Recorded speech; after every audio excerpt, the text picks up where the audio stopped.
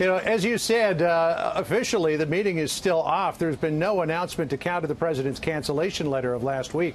But if you take a look at the diplomatic posture, it would suggest that, unofficially at least, this meeting looks like it's back on. Leaving Washington on a road trip to Texas, President Trump this morning gave a thumbs up to how talks with North Korea are proceeding. Good morning. I just want to tell you we're doing very well with North Korea.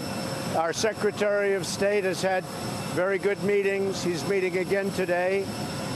I believe they'll be coming down to Washington on Friday. The president revealed today that Kim Yong-chol is expected to hand-deliver a response from Kim Jong-un to the president's letter last week. A letter is going to be delivered to me from Kim Jong-un, so I look forward to seeing what's in the letter. President Trump also lowering expectations for his planned meeting with Kim Jong-un, saying if it happens, it may be just the beginning of the process. Hopefully we'll have a meeting on the 12th. That's going along very well, but I want it to be meaningful. It doesn't mean it gets all done at one meeting. Maybe you have to have a second or a third, and maybe we'll have none.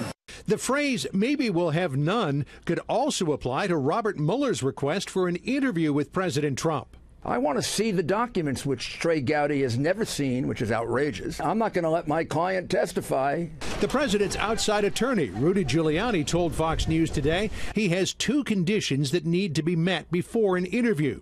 Access to Rod Rosenstein's so-called scope memo outlining the areas Robert Mueller was authorized to investigate, and access to DOJ materials regarding the FBI confidential informant who approached several members of the Trump campaign. If and when we find that this was handled appropriately, and there's some evidence on which they could base this phony investigation, will we have him testify? But if there is no evidence, which I assume there is no evidence, then, he shouldn't testify. The latest twist revealed in the Russia investigation is the existence of a memo written by former FBI Director Andrew McCabe about the firing of James Comey. Sources tell Fox News the McCabe memo details a meeting he had with Deputy Attorney General Rod Rosenstein. Sources say in that meeting, Rosenstein said the president asked him to include something about Russia in his memo justifying Comey's firing. Rosenstein told McCabe he declined to do it. A source tells Fox News that President Trump simply asked Rosenstein to add a line about Comey telling the president he wasn't under investigation.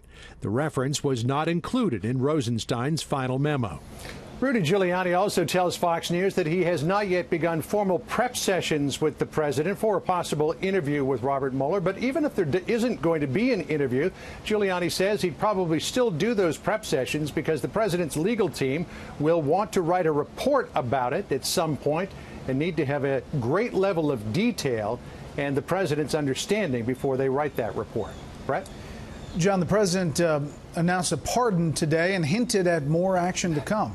Dinesh D'Souza, the well-known conservative filmmaker, author, and commentator who pled guilty in 2014 to illegal campaign contributions, received a presidential pardon today. And then aboard Air Force One on his way down to Texas, the president suggested that there may also be pardons in store for Martha Stewart and former Illinois Governor Rod Blagojevich, who's serving a 14-year prison sentence for corruption.